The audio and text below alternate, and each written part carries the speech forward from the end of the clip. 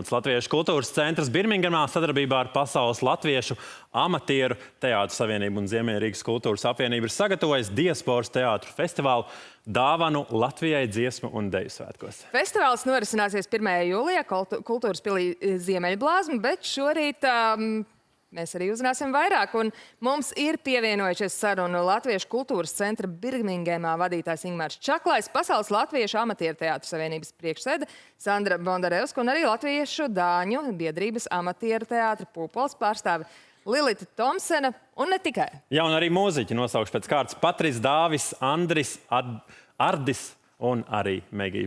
Labrīt! Prieks visus redzēt šajā rītā. Jā, nu tiešām prieks, ka dziesmu un deju svētki saved atkal visus kopā. Arī diasporas kolektīvi un mākslinieki ierodās šeit pie mums. Ingmāra, cik daudz amatieru teātru pavisam darbojas vispār diasporā un kāda tad ir to ikdiena? Labs jautājums. Patiesībā mēs nojaušam, ka darbojās tuvu 30, bet viens no darbiem, ar ko mēs nodarbojamies pēdējos gados, tiešām ir saprast, cik tad ir. Cik ir tādi, kas ir aktīvie darbība, cik ir bijuši un mēģina atjaunoties, cik mēģina tieši tā viļņa aiziet. Bet es domāju, ka tas ir pietiekams skaits 30. Festivāls Dāvana Latvijai, arī dāvana dziesmu un deju svētkos, vai ne? Bet cik tad daudz izrāžu ir iecerēts parādīt? Jā, mēs mēģinājām tiešām atdot godu dziesmu svētkiem, tāpēc necentāmies uztaisīt uz skaitu. Un tādā apjomu ziņā mēs mēģinājām vienā dienā salikt 4 burvīgas izrādes. Zināmā mērā jau vērtētas izrādes, un tad tās tiešām pasniegt kā dāvanu. Jā, Sandra pārstāv Īrijas Latviešu teātri, esat izrādes miglā iesprostotie režisori. Kas raksturo šo izrādi un kas tad tajā būs ietverts?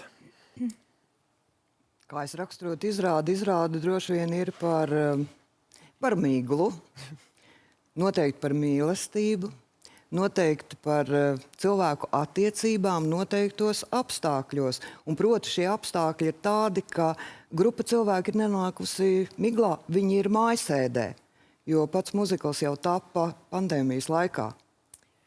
Jā, nu identisks jautājums arī jums, Lilita. Izrāde Edas zvaigžņu stunda. Par ko ir šis stāsts? Tas ir stāsts par paudzēm, par attiecībām, kādas veidojās dažādu paudžu cilvēkiem, un par to, kā katrs izdzīvo savu dzīves mirkli, savu zvaigžņu stundu. Un tas ir priekš mums tas ir liels gods, ka mēs varam to parādīt, un parādīt savējiem, parādīt Latvijā, un būt kā dāvana. Vai šī dāvana Latvijai ir iecerēta arī kā tradīcija? Ļoti trāpīts, jā, mums ir tāda cerība. Latviešu kultūras centrs Birmingemā patiesībā nodarbojas tikai tādu pagrūšanas procesu, un mēs ceram, ka plats pārņems šo pagrūšanu tālāk. Un tiešām lieliski labākos, ka varētu vest katru gadu vai katru otro gadu, kā nu tas sanāk. Jā, nu ko, mēs esam gatavi arī dzirdēt kaut ko muzikālu šajā rītā. Ko mēs dzirdēsim? Tā ir dziesmiņa no mūzikla Miglā iesprostotie, un tā tad Megija un Ardis. Viņi ir mums galveno varoņu dublieri šobrīd, jo aktieri tie, kas spēlēs 1. datumā, tie vēl ir ceļā uz Latviju. Liels paldies, protams, arī mūziķiem, Andrim un Dāvim, kas pieslēdzās un palīdz. Un Patris ir īpašs stāsts, jo viņš to noorganizēja un viņš pats būs uz skatuves 1. jūlijā. Nu, brīnišķīgi. Šobrīd jums visiem 5 ir iespēja parādīt mums un skatītājiem visu.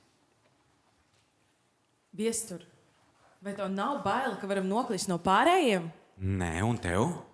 Kopā ar tevi, nē. Un ja tu būtu ar kādu citu?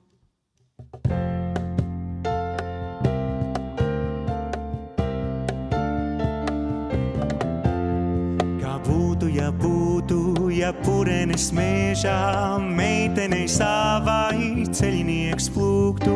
Kā būtu, ja purenes mežā meitenei savai ceļinieks plūktu. Kā būtu, ja meitenes smejoties atraidītu un projām iet lūgtu. Kā būtu, ja meitenes smejoties atraidītu un projām iet lūgtu. Vai lietas notiktu atbilstoši, ja naktī saulē spīdētu koši, ja dziedātu dzēnīs, bet cirulis kaltu un vasarās bristu pa sniegu baltu. Kā būtu, ja ceļnieks viņu sauktu sev līdzi un noskūpstītu. Kā būtu, ja ceļnieks viņu sauktu sev līdzi un noskūpstītu. Kā būtu, ja meitene līdzi pasaulē ietu un noskūpstīt ļautu. Kā būtu, ja meitene līdzi pasaulē ietu un noskūpstīt ļautu. Vai lietas notiktu atbilstoši, ja naktī saulē spīdētu koši, ja dziedātu dzenīs, bet dzīrulis kaltu un vasarās bristu pa sniegu baltu.